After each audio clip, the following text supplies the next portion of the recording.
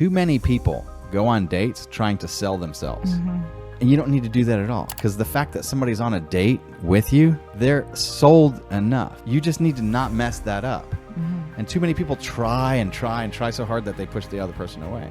The thing to do is ask them about themselves. Get them talking. It's better to be interested than interesting. Right.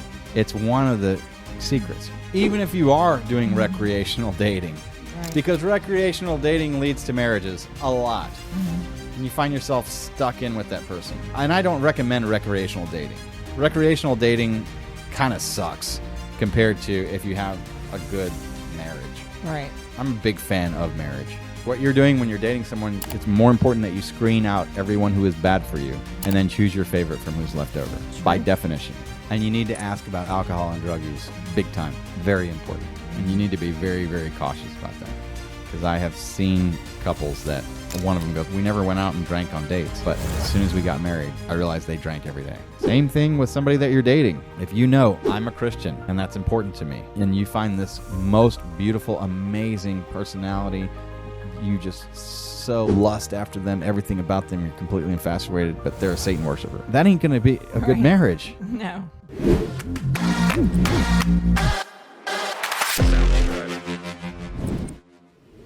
So we got another one from Dave Ramsey. When should you talk about money while dating? A lawyer's perspective, family lawyer's perspective. So here we go.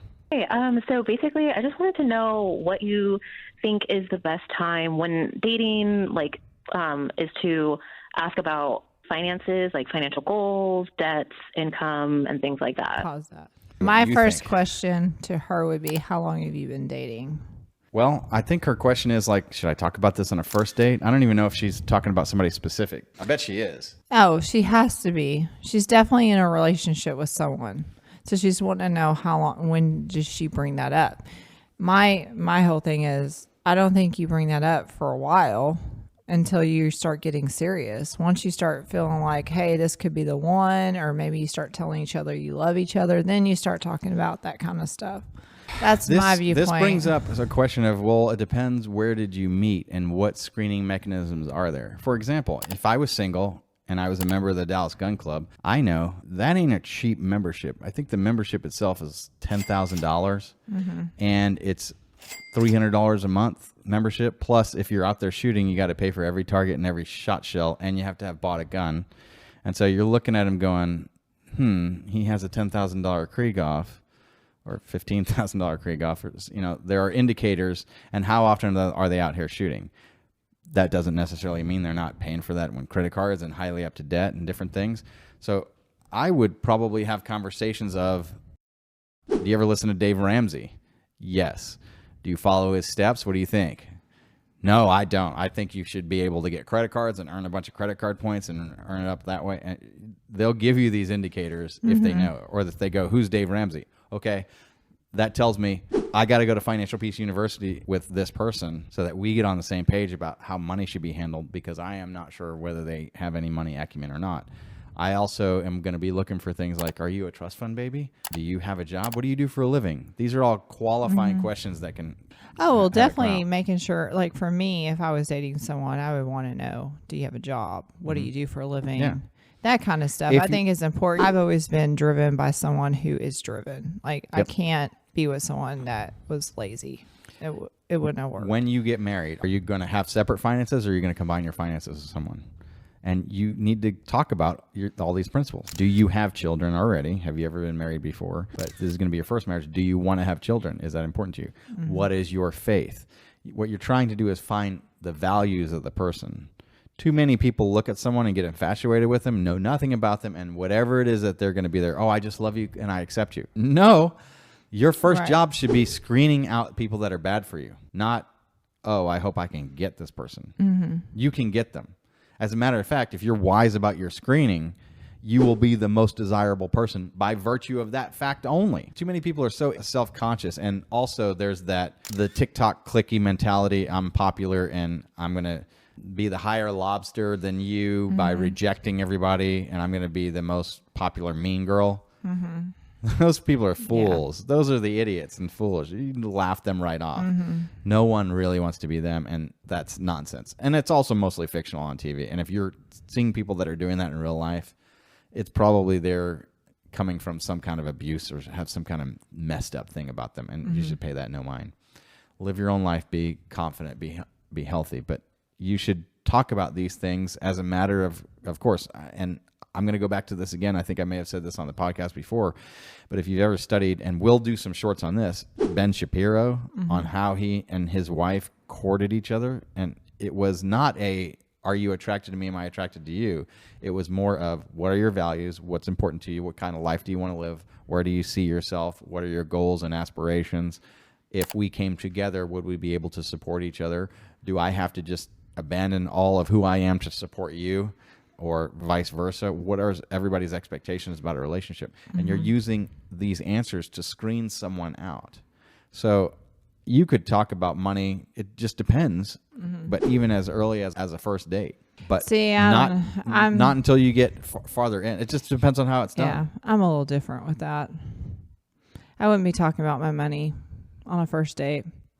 I wouldn't be talking about my money. I would be talking about my values. Yeah, values is one thing, but I would definitely not be sharing my finances and things like that. Yeah, I wouldn't give any intimate details. Because you got to look at it like this. There are people out there that are looking for a free ride in a relationship. So you also got to make sure, you got to be careful and cautious yourself. Oh, yeah. And I would probably want to receive more information than I gave. Yeah. If I was to date now, I think most people would just be able to tell. They would be able to tell by the way I dress, the way I carry myself. I have a podcast. You can Google me. All those answers are well available out there. No one really needs to ask me these answers. Right. Am I financially stable? Yes. And I don't know how many mortgages do you think that our company pays for on a regular basis? 15? You know, I mean, a lot. We probably have, all in all, 50 or 100 people whose lives depend on my financial security and stability and the decisions that I make. And that's why I make those decisions, and I'm consciously aware of that. And I try to be as good as I can with that. And the fact that I have a podcast talking about Dave Ramsey, there are certain indicators that are there. But another reason, a lot of those indicators are things that people walking around with a Louis Vuitton purse that they spent $1,500 on and have a $700 a month car payment and their negative net worth. That's not the way to do it. To flash and have outward indicators of wealth is not necessarily where it's at. In fact, somebody who drives a really prudent car may be worth tremendously more than somebody who shows all the flash and all the things. Those are not the greatest indicators. And I would think that you would rather look for, instead of somebody who's flashy with how they dress, and especially on the brand name front, like if you have to have brand name anything, then no. If it's you happen to have that brand because it's a good quality, but you could care less about the actual brand about it. Like, for example, I have a Buki shirt on. I don't really care about Buki or the brand. In fact, it has this little tag on it that I am just the time for me to take the tag off. I don't even like having tags on anything. Except for the clothing line that we're going to put out for Dana Palmer clothing line at one point. I don't know, we'll see. But those outward indicators are not that important. You can get a shirt just like Dana's wearing today. Are you currently dating someone right now? No. Okay. I like this question. So it's like... She's not dating anyone right now. That's what she said. She's just like, how do I do this so I don't mess up a relationship? I like that she's thinking ahead. Future person that you meet. Yeah, and just like when you're on a dating, like, you know, when you're meeting new people and stuff like that. That's a great question. Dave, I'm curious about your take because I haven't dated in 50 years. I don't have any idea. Well, what's funny is I've only had one date for 50 years. What's funny too, though, is like we've had so many people come through recently on the Debt Free stage that said that they talked about you on their first date. Yeah. There you go. That's exactly what I said. I would even mention it on the first date. Too many people go on dates trying to sell themselves. And you don't need to do that at all, because the fact that somebody's on a date with you, they're sold enough. You just need to not mess that up. And too many people try so hard that they push the other person away. The thing to do is ask them about themselves. Get them talking. It's better to be interested than interesting. Right. It's one of the secrets. Once you're already on a date, the work has stopped. Just relax. and have a good time. Don't have any expectations, but you could ask them different questions as it comes up. You can be a little bit charming would be okay. You can be interesting by being interested. It's more important to be interested than it is to be interesting. If you want to do a lot of talking, just host a podcast. You like Dana. All right, let's see. That has come up. I don't know that that's your recommendation. No, though. it's not. I can't really say Ramsey is romance. It just doesn't scream romance. So maybe for grown-ups, I don't know. But oh my gosh, I'm trying to think how I would coach like one of my kids. Because what you're looking for when you're dating is, I mean, you're either just out there goofing off or you're actually looking for someone to marry, right? And so if you have financial things or anything in your life, values-wise, you should have a lot of things that are deal breakers. Maybe it's not romantic, maybe it's efficiency, but I'd want to get to the deal breakers fairly quick just to not. Exactly. Because what you're doing when you're dating someone, it's more important that you screen out everyone who is bad for you and then choose your favorite from who's left over. By definition. That's true. That's the way that we pick a jury. We're not picking a jury. We're stuck with the first 12 people that we get. But we can exclude people for certain important reasons. Like, for example, without even hearing the case, they've already made a decision on who they like better and who they're going to vote for based on how someone looks. Well, that's really important to know because they're not suited to be on a jury. You're sworn to render a true and correct verdict based on the evidence, not based on race, gender, persuasion, physical appearance, how pretty or ugly somebody is, their physical demeanor, their attitude, whether you like them or whether you don't. And so you can exclude jurors for certain reasons, and you get to do this thing called voir dire, meaning seeking the truth, asking questions. You get to ask them questions, and their job at the beginning, before they even make it onto the jury, and before they're chosen, usually by default of the first 12 get picked unless they get excluded. You're asking them questions, and their job is to tell the truth. And you can ask them questions like, for example, in criminal defense, how many of y'all think that because my client was accused, he must have done something? They all raise their hand. You know those people are going to vote guilty. And you know they've already given you an unfair trial. Because the fact anybody can be accused of anything at any time for any reason. In order for somebody to be convicted, they would have to be proven guilty beyond a reasonable doubt. And how many reasons are a reasonable doubt? One reasonable doubt. One reason that you're able to doubt. Not even whether you do doubt, just that you're able to. And it's a burden that's higher than clearly convinced. If you're clearly convinced by the credible and believable evidence of the truth of the matter, that's not enough to convict someone and take away their freedom, their liberty, and maybe even their life if it's a capital murder accusation.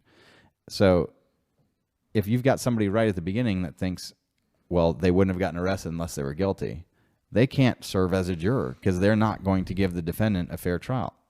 And they're not going to actually listen to the evidence. They're just going to think he was arrested. The police are always correct. They do it. You also want to know on something like, hey, if a police officer testifies, are you automatically not going to believe him, or you are going to believe him because they're a police officer? Anybody who thinks police officers are going to, of course, lie, they can't serve as a juror. Anybody who thinks that a police officer, of course, is going to tell the truth, they can't be a juror.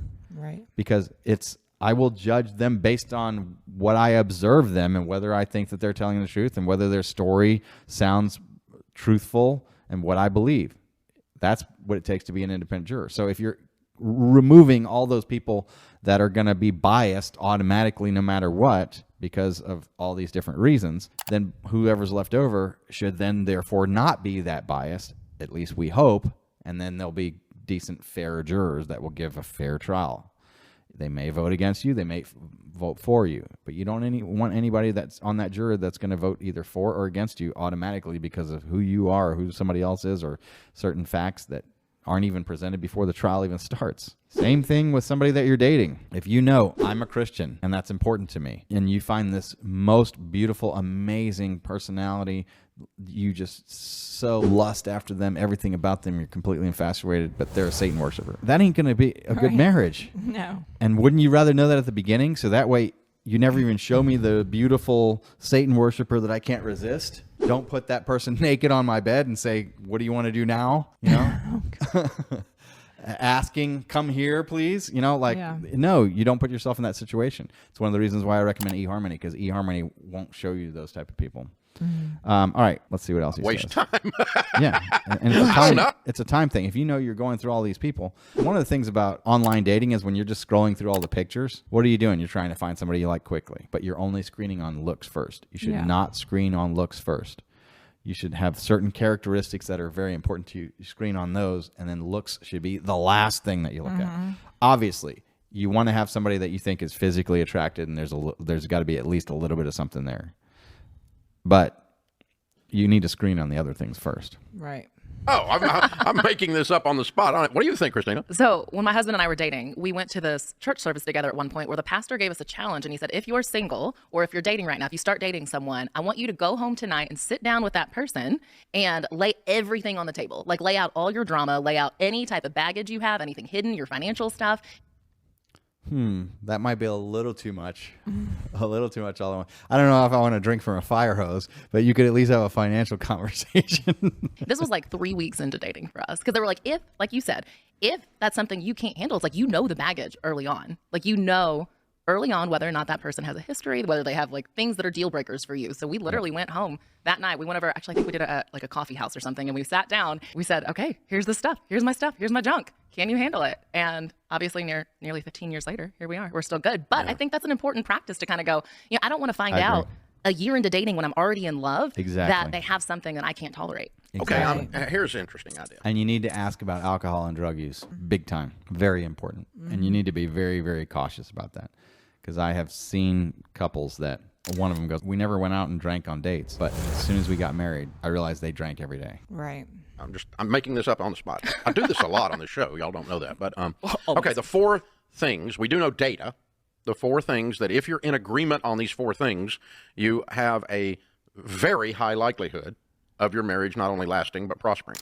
Money, religion, kids, whether to have them and how to treat them, and dealing with the in-laws. I would say less, but it can certainly be a problem. Yeah. And we're dealing with one of those now, a marriage that I'm trying to save. We're dealing with the in-laws problem right now. Yeah. And it's a problem because the in-laws are a crutch.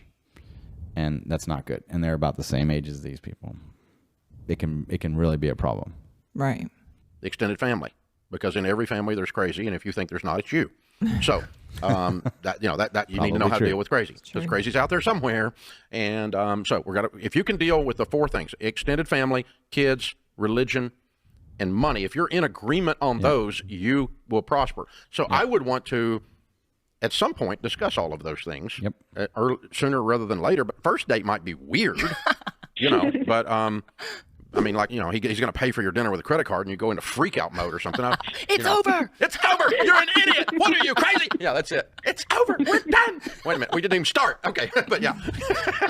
So I don't know. What are you thinking, Alexandra?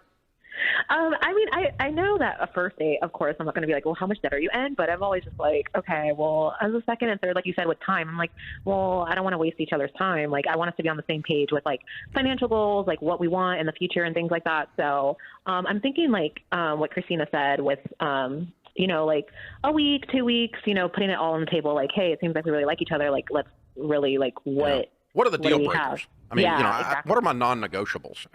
You have to define those ahead of time. Too many people don't. They're so focused on, I'm lonely, I want somebody, I really just want to be in a relationship, and they don't take care of those fundamental questions. You should sit down, literally, take some time and set yourself out a morning or a half day, a morning and afternoon. And this afternoon, I'm going to sit and think, what are the important things? And I'm going to write out the avatar of my wife or my husband. So I think we can all realize that non-negotiables would be like if someone said, if you want children and the other person says they don't. Yep. Some people will get married going, oh, yeah, no, I just thought he changed his mind. No. That doesn't happen. Or I thought that, he would love me so much that he would go, okay, yeah, I will have kids with you. It doesn't happen like that. Yep. And I think a religion's a big one too. If you're a Christian and your spouse or your boyfriend is not, or whatever, or vice versa, the likelihood of you converting and changing them it's very rare. And think about this. maybe they're thinking that you're going to be the one that changes. Exactly. And how willing are you to make that change? Right. And maybe you are. And if but I don't know why your you faith's would. important to you and you get into a relationship with someone that is a non-believer, it will eventually destroy your faith. Or it's going to cause a lot of rips and turmoil in the relationship. Right. Relationship's not going to work. And so let's just say your values are all the same except your religion. Then you go and have children. Now you've got two parents, one who wants to raise their kids in religion, and the other one that's like, no, I don't believe in that. So now what do? Now you've got kids mixed into the... You're going to fight about it a lot. Yes. And there are some people that don't believe, and they're like, oh, but I'm fine with my kids, having, experiencing it and making their own decision. There are people out there like that, but that's very rare. Okay. And I'd want to know those, like if you never want to have kids and this person wants to have 17 kids, that's probably a deal breaker, for most people. Right. And if you, I swear I have not watched absolutely this. cannot stand the idea of being in debt, and they think that you should go borrow $10 million and buy investment real estate off of TikTok suggestions, then, you probably don't have a fit, right? And Probably is a mild word. Yeah. Definitely. That's going to end horribly, really badly. And most likely it's going to end with them ruining you financially. And so if you're on extremes, in other words, that's going to wake you up. Your spiritual walk would be a big one. That'd be a big one as a deal breaker, because that's going to inform almost every other area of your life. Yep. If they are of a different religion or no religion, they're atheist or whatever, that's going to inform that belief system, and it is a belief system either way, is going to inform parenting, it's going to inform communication, it's going to inform everything. Yep. How you treat each other, the whole bit. And so, yeah, that's very interesting. But yeah, it does feel like that you're not just dating, if you're not doing recreational dating, okay, if you're dating for the purpose of what you would call in the 1950s. Even if you are doing recreational dating, because recreational dating leads to marriages a lot, and you find yourself stuck in with that person. And I don't recommend recreational dating. Recreational dating kind of sucks compared to if you have a good marriage. Right. I'm a big fan of marriage. Yeah. Not because I'm trying to get future clients. Well, I also think that people not even need... a chuckle on my divorce lawyer yes, joke there. It just wasn't funny. Okay, it kind of flew over my head. No, but I also think that if you're not into the person, don't keep them stringing along. Oh yeah, absolutely. There's a lot of people that do that kind of stuff. Oh yeah, and it's not fair. It's not good, and it's not good for you. It's not good for the person that you're going to be. It does something to your soul that you don't want. Yeah. You're not going to grow to your fullest potential. You're going to stay back in childhood. You're going to pay for that at some point in time. You're not tricking anybody. You're not getting away with anything. It's not a good thing for you. Right. Courting, right, or something like that, for the purpose of looking for a mate to marry, then you're going to get there sooner than later on all the non-negotiables, and money would just be one of them. Yep. Well, and I think it's better to get there sooner rather than later. Of course, not awkwardly on the first date, but sooner rather than later, so you're not wasting time. Because it's like if you get to 8 months and it's a non-negotiable, that sucks. The 17 kids, you don't realize that till you're dating. Some of these people are putting like FPU graduate on their dating website. I think you should. If you're going to do a dating profile, it should say, here's how many kids that I want to have. Here's my parenting philosophy. Here is my religious beliefs. Here are my dreams and aspirations. Here is what I think that marriage is. Here's what I'm looking for. You should put that stuff out. Show who you really are, because then you're going to attract the type of spouse that it is that you want. Thing like, or like I do the Ramsey stuff or something like that. And that. So it's like, ooh, I can't stand those people. They're all a cult. And so I'm not going out with that person, right? That makes sense. Perfect. I mean, at least it's a filter.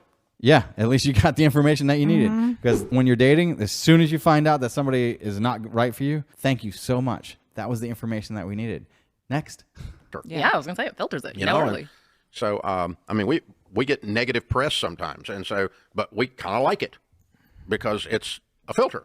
Yeah. Because at least people know who we are. It's and a you go, filter. I don't like that. Okay, Yep. then you wouldn't want to be over here. You know, it's Yep. kind of a deal breaker. The same kind of a date, different things. So, Yep. yeah, that's very interesting though. Maybe we should have a Ramsey dating service We someday. have have had lots of people request a Ramsey dating service. So many so that we actually considered it and said no. Whoa. Yeah, it comes up all the time. That's just weird. But yeah, but it does come up. It comes up a lot. Maybe so Dave Ramsey there we go. should create his own And- dating service. And oh my goodness. Wow. Yeah, that's yeah. It's interesting. I feel like it is kind of nice to have those filters because it is such a different world of dating. Yeah. Even 15 years for me and my husband and you and Sharon, it's like with yeah. the internet and so many filters and being able to choose things, it's like being able to just like have that information up front would be nice for it to Yeah. be like, hey, I'm debt free, or hey, efficient. I see this like Yeah, not that debt is a filter. I've got Like it's just $400,000 in student loan debt. It's kind of like saying, I've got 2 children. You would want to know that. you would want to know. Yeah, Yeah. fairly quick. Right. You know, Yeah. and then you get to decide if you want to go I forward. gotta tell you, if I was dating and somebody said that they had $400,000 in student loan debt, Mm-hmm. she would be standing right next to Felicia, and Felicia would be telling her, "I said bye," Bye, Felicia. because I would be out of there. I mean, I don't know. Could I pay off $400,000 on someone's student loan for him to be all in with finances? Yes. Would I be a good match with somebody who is at that place in their financial literacy? Would we be able to gel and operate cohesively? No. Yeah, It would but be what if nothing they? but fights about all kinds of Yeah, things. but what if they have $400,000 in student loan debt, but they're making like $600,000 a year? Maybe. Then you're going to look at it a little bit differently. Yeah. So do I want to marry someone who is their first year out of medical school? Because if they got out of law school with $400,000 worth of debt, no thank you. Well, yeah. And I wouldn't want to date a first year attorney anyway. Just quite honestly, they're not going to be mature enough and feel like they're my kid rather than a spouse. You know? Well, yeah, now. Yeah, now. I mean, now. But I'm saying like when For you're but younger, for people, yeah. When I was younger, I mean, you might look at it a little bit differently. yeah. I mean, Daniel had like, I don't know, over $100,000. yeah, I was like, yeah. Maybe. And at that age, okay, because what are all your choices? I mean, there's not a lot of people. Most people are riddled with the illness of debt. yeah. And how much leprosy do you want? It's a curable leprosy, is debt. Okay. It's a curable disease. But you're going to have to go through a lot of paces. And you're going to have to walk with them a lot, meaning you may have to go out and earn the money to pay off their debt. And then what happens if they go into more debt? Because when you have somebody that you're with that has debt, chances are they have not broken their addiction to the debt. And they're Right. going to keep doing it. And there's going to be even more than that. And how many times in initial consultations and in dealing with clients have I had someone say, I paid off their debt entirely 3 times. And this is the 4th. And now we're getting a divorce. Or I already paid it off once. And now we're in debt again. Right. And so then I paid it off again. And now it's happened even again. They swore up and down this summer. And now we are 4 months later. And all the credit cards are maxed all out. Right. So, of course, you're going to get a divorce. There is no other choice because they're financially ruining you, and you also can't go down with the ship. You either change the direction of the Titanic or you get off of the Titanic. Do Right. not sail into the iceberg.